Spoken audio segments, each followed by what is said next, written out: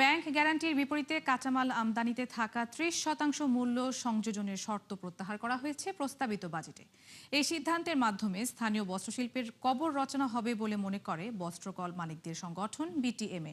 আলোচনায় সংগঠনের সভাপতি বলেন, এতে লাভবান ভারত, বিপরীতে ক্ষতিতে পড়বে রপ্তানি খাত। জানান, উপযুক্ত নীতি সহায়তা পেলে প্রতিযোগিতার সক্ষমতা বাড়বে স্থানীয় শিল্পের। রাকিব হোসেনের রিপোর্ট।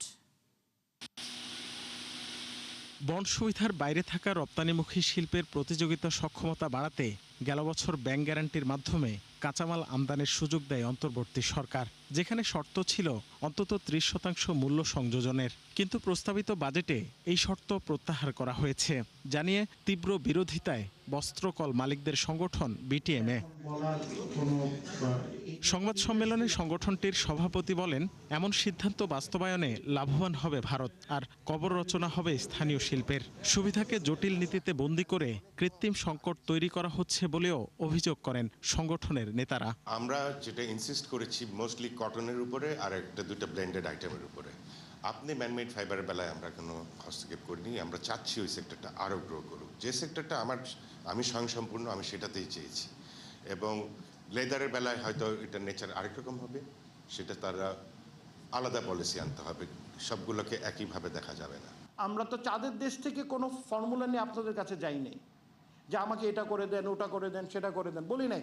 আমরা বলছি উনি এটা করেন, উনি এটা করেন, উনি এটা করেন, এই কারণে আমরা এটা পারি না। তা এই অ্যাসেসমেন্টটা ওনারা কেন করতেছেন না? এই অ্যাসেসমেন্ট যদি না করা হয় তাহলে আমরা যেটা বলবো যে আসলে আমাদের অস্তিত্ব টিকে থাকবে না। বর্তমানে পোশাক শিল্পে কর্পোরেট কর হার 12%, কিন্তু বস্ত্রকল মালিকদের গুনতে হচ্ছে 27%-এর ওপরে, যাকে বড় বৈষম্য মনে করছেন খাত সংশ্লিষ্টরা। বলছেন, প্রতিযোগী দেশগুলোর সঙ্গে সামঞ্জস্য রেখে সুবিধা নিশ্চিত করা না গেলে বিপদ আরও বাড়বে। যখন আমাদের প্রতিদ্বন্দ্বী দেশগুলো আমাদের সাথে পেরে উঠছে না, আমাদের স্কিল, আমাদের দীর্ঘদিনের যে সক্ষমতা, এই সক্ষমতার সাথে যখন পেরে উঠছে না, তখন কিন্তু আমাদেরকে পলিসি দিয়ে আমাদেরকে খাটো করে ফেলার চেষ্টা বিভিন্ন সময় হয়েছে, এবং আমরা মনে করি সেটা এখনো চলমান। আজকে যদি তাইওয়ান সরকার হইতো, চাইনিজ সরকার হইতো, তাদের দেশের এত বড় স্টেকের একটা সেক্টর, 100% প্রবৃদ্ধির হার ইম্পোর্টের, ওরা কিন্তু অনেক চিন্তায় পড়ে যেত, ওরা অনেক ভাবত, ওরা অনেক প্রোটেকশনের প্যাকেজ নিয়ে আসতো। কিন্তু আমার সরকার হেলে দুলে বেড়াইছে। বর্তমানে বিটিএমের সদস্যভুক্ত কারখানার সংখ্যা 1878টি। গ্যাস বিদ্যুতের সংকট, আর্থিক দুরবস্থা সহ নানা কারণে বন্ধ রয়েছে 114টি। এর মধ্যে নিজের 5টি কারখানা আছে বলেও জানান বিটিএমের সভাপতি। যতক্ষণ চলে এটা লক্ষ্মী, যখন বন্ধ হয়ে যায় এটা স্ক্র্যাপ। রাকিব হোসেন, 71, ঢাকা। চলমান আর্থিক সংকটের কারণে কঠিন হবে নতুন বাজেট বাস্তবায়ন। এছাড়া সংস্কার ও সুশাসন নিশ্চিতে পর্যাপ্ত রূপরেখা না থাকায় আশাবাদী হতে পারছেন না বিশ্লেষকরা। তাদের মতে, প্রত্যাশিত মাত্রায় আয় বাড়াতে না পারলে অসম্ভব হয়ে পড়বে প্রতিশ্রুতি বাস্তবায়ন। তাই আর্থিক ব্যবস্থাপনায় স্বচ্ছতা আনার পাশাপাশি যৌক্তিক ব্যয়ের পরামর্শ দিয়েছেন বিশ্লেষকরা। রাকিব আল জাবেদের রিপোর্ট। সামষ্টিক অর্থনৈতিক ব্যর্থতাগুলোকে কঠিন অর্থনৈতিক বাস্তবতার মধ্যেও প্রতিশ্রুতি আর প্রত্যাশায় পরিপূর্ণ এক বাজেট দিলেন অর্থমন্ত্রী আমির খসরু মাহমুদ চৌধুরী, যা দিয়ে তিনি অর্থনীতিকে ফেরাতে চান সঠিক পথে, আস্থা ফেরাতে চান বিনিয়োগ বাণিজ্যে। ধ্বংসস্তূপের মধ্যে থেকেই নতুন যাত্রার প্রতিশ্রুতি বাস্তবায়ন করতে চাইছি স্পিকার। তবে তার এই বাজেট সময়োপযোগী ও কাঙ্ক্ষিত হলেও বাস্তবায়নের প্রশ্নে রয়েছে বহু অসামঞ্জস্য, যার বড় খাত রাজস্ব আয়। বিশ্লেষকরা মনে করেন, কাল্পনিক আয় ব্যয়ের হিসাব শেষ পর্যন্ত চিন্তায় ফেলতে পারে সরকারকে। প্রেক্ষাপটে বাস্তবসম্মত মনে হচ্ছে না, এবং এটা বাজেটের বাস্তবায়নকে ব্যাঘাত ঘটাতে পারে। একটা হলো আপনার আমার এখানে যে ইনফ্লেশন এবং গ্রোথ টার্গেট ধরেছে ম্যাক্রো জায়গাটাতে 7.5% ইনফ্লেশন নামিয়ে নিয়ে আসবে আর 6.5% গ্রোথ, এইটা বর্তমান বাস্তবতায় সম্ভব না। এই বাজেটকে ফান্ডিং করতে পারবে না সরকার। টাকা না, যদি টাকা ছাপায় তাহলে করতে পারবে, কিন্তু সেই টাকা ছাপালে কয়েক লক্ষ কোটি টাকা ছাপাতে হবে, এবং সেটা একটা বিশাল সমস্যা হবে। আলটিমেটলি ব্যয় সংকোচন করতেই হবে। যে ধরনের রাজস্ব আদায়ের লক্ষ্যমাত্রা নির্ধারণ করা হয়েছে, এই লক্ষ্যমাত্রা কিন্তু অনেকটাই বর্তমান প্রেক্ষাপটে কিন্তু অনেকটাই উচ্চারণ বেশি অক্ষমতা। নতুন অর্থ বছরে সরকারের আর্থিক শৃঙ্খলায় বড় বাধা হয়ে দেখা দিতে পারে ব্যাংকিং খাতের চলমান অস্থিরতা। এমন আশঙ্কা করে বাংলাদেশ ব্যাংকের সাবেক গভর্নর বলেন, এই খাতকে রাখতে হবে পুরোপুরি রাজনীতির বাইরে। ব্যাংক তো আস্থার উপর চলে এবং এক ব্যাংকে আরেক ব্যাংক আস্থা রাখি তাদের সাথে ট্রানজ্যাকশনটা করবে। ইন্টার অপারেবিলিটি কীভাবে ফাংশন করবে, আমার যে ব্যাংক ক্লিয়ারিং হবে সেটা কিভাবে হবে যদি আমাদের আস্থা না থাকে। তো এই জায়গাটায় সবচেয়ে বেশি নজর দিতে হবে। সমস্যাটা তো রাজনৈতিকভাবেই সৃষ্টি হয়েছে এবং সমাধানও করতে হবে রাজনৈতিকভাবে, এটার অর্থনৈতিক সমাধান নাই। এটাকে সলভ করার মানে পলিটিক্যাল ইম্পারেটিভ আছে, অর্থনৈতিক ইম্পারেটিভ তো আছেই বর্তমান সরকারের জন্য। আর কালো টাকা সাদার বিষয়টা আসলে কখনোই গভর্নেন্সের দিক থেকে, মোরালের দিক থেকে ভালো না। বিশাল বাজেট বাস্তবায়নে সরকারের পরিকল্পনায় ঘাটতি রয়েছে বলে অভিমত বিশ্লেষকদের।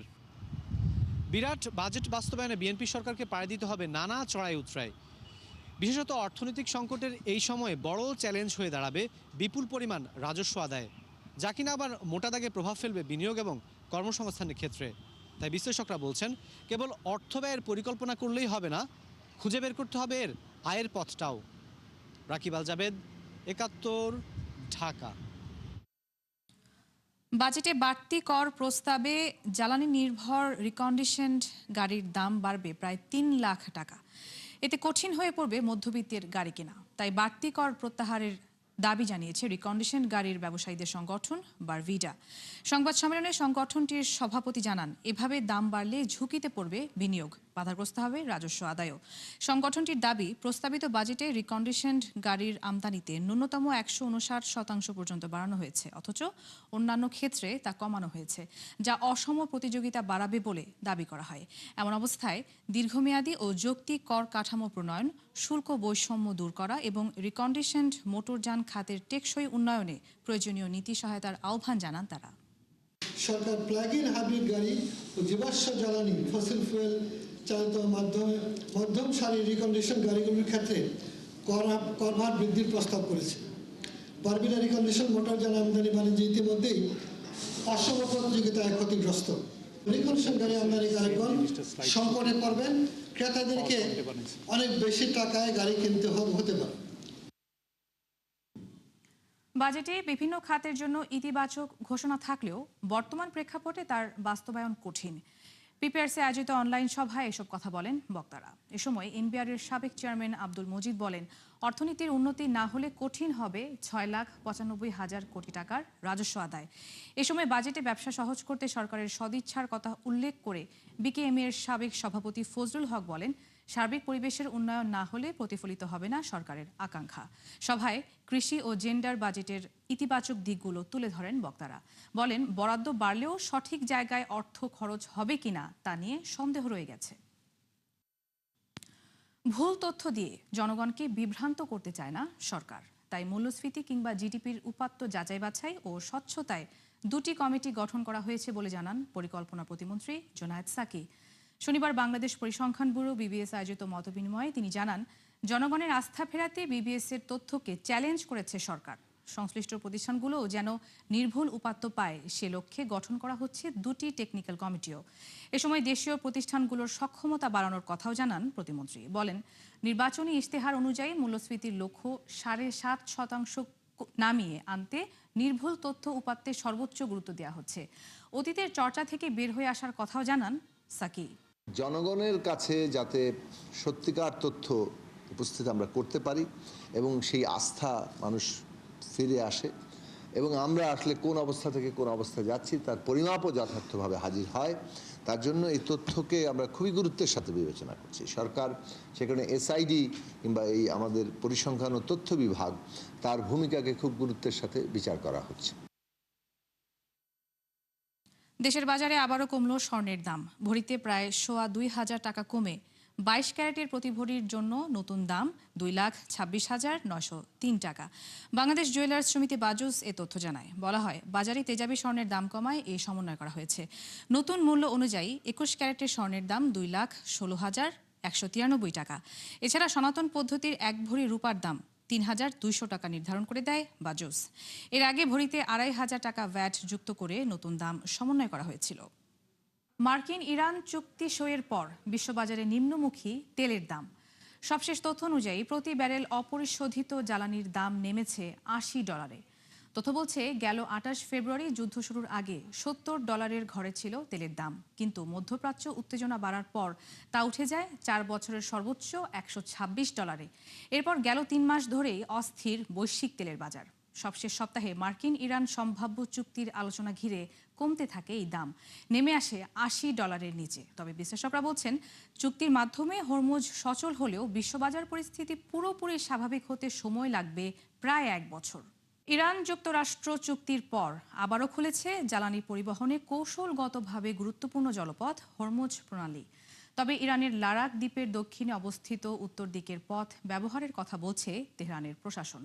বিপরীতে ওমান ঘেঁষা দক্ষিণের জলপথটি ব্যবহারের পরামর্শ জায়ান্ট মেরিটাইম ইনফরমেশন সেন্টারের।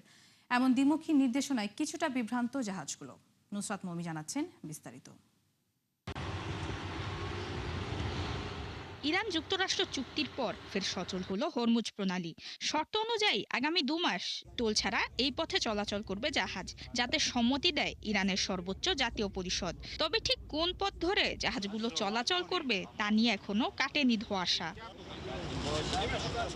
ইরানের লারাক দ্বীপের ঠিক দক্ষিণে অবস্থিত উত্তর দিকের পথটি ব্যবহার বাধ্যতামূলক করেছে the Persian Gulf Strait Authority PSGA. কঠোরভাবে নিষিদ্ধ করা হয়েছে বিকল্প পথের ব্যবহার। ইরান বলছে জাহাজ পারাপারে পিএসজি এর কাছে আবেদন করতে হবে মালিক পক্ষকে, যেখানে অনুমতিপত্রের জন্য অপেক্ষা করতে হবে 48 ঘন্টা। এদিকে পারস্য উপসাগরে ইরানের পোতা মাইন অপসারণে এখনো নিশ্চিত হওয়া যায়নি। তাই হরমুজের দক্ষিণ পাশ অর্থাৎ ওমানের জলপথ ঘেঁষে সংকেত চালু রেখে চলাচল করবে জাহাজ, এমন তথ্য দিয়ে বিজ্ঞপ্তি দেয় joint maritime information centre JMIC. Hormuz খুললেও দুই পক্ষের এমন দ্বিমুখী নির্দেশনায় কিছুটা বিভ্রান্ত জাহাজ কর্তৃপক্ষ। তবে চুক্তি সইয়ের পর এই পথে বেড়েছে জাহাজের চলাচল। যুক্তরাষ্ট্র অবরোধ তুলে নেয় গেল 5 দিনে 18 মিলিয়ন ব্যারেল তেল রপ্তানি করেছে ইরান।